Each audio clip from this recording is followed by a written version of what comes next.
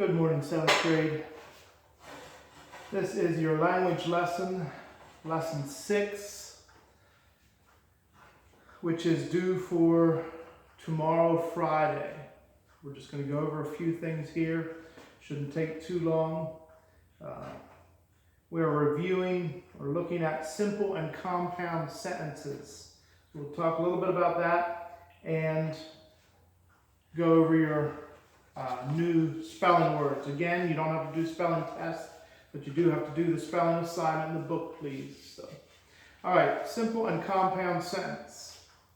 A simple sentence simply is one independent clause.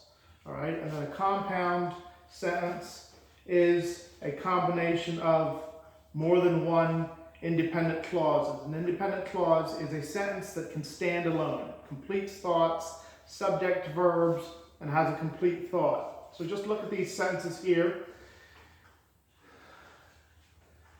The cow jumped over the moon, and the little dog laughed to see such sport. Compound sentences are joined or combined. They can be, you can have a comma and a conjunction after the first independent clause. So here we have a complete sentence. The cow jumped over the moon, right? And then we also have a complete sentence. The little dog laughed to see such sport. Two sentences combined as one. That's simply what we're talking about in a compound sentence. You have two sets of subjects and verbs. The first clause is a subject and verb. What's the subject and the verb here? Cow jumped over the moon and dog laughed. Right? Cow jumped over the moon, dog laughed. So that's one way to write a compound subject. Compound sentence.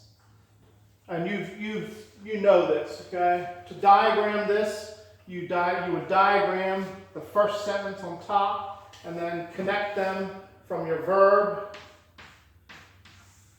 down to the verb with the conjunction over here. Can you see that? I don't know if that's on the camera or not. Almost. There you go.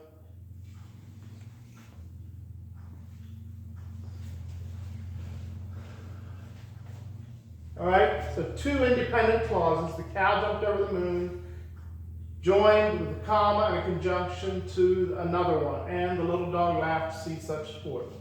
It's not simply saying the cow jumped and laughed and whatever. Okay, it's the cow doing something and the dog doing something.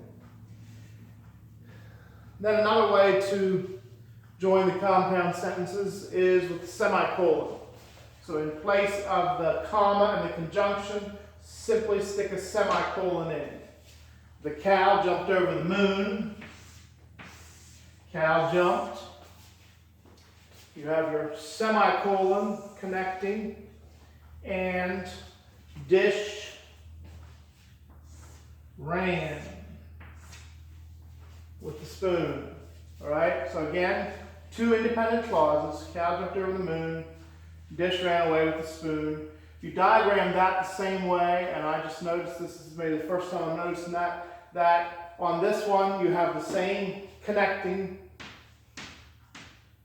and they actually put the semicolon on that line. Okay? So be able to recognize, you will have an exercise where you need to recognize and label whether it is a simple or a compound sentence. Any one of these by themselves would be a simple sentence. You have the comma conjunction with another, that's a compound. Okay? So I think that you are aware of those and probably know what they're about. Take a good look at that so you have that to reference if you need it. Check out the diagrams. Check out how they diagram the different parts of the compound sentence, and do any diagrams that are in there too. So lesson 6, the odds are due tomorrow. Let's just talk about the spelling words a little bit. It's rather an interesting list. It is rather an interesting list for the times we're in. I don't know if any of you have paid attention to them yet. I'm sure you've probably seen them. Words about health and medicine. How about that?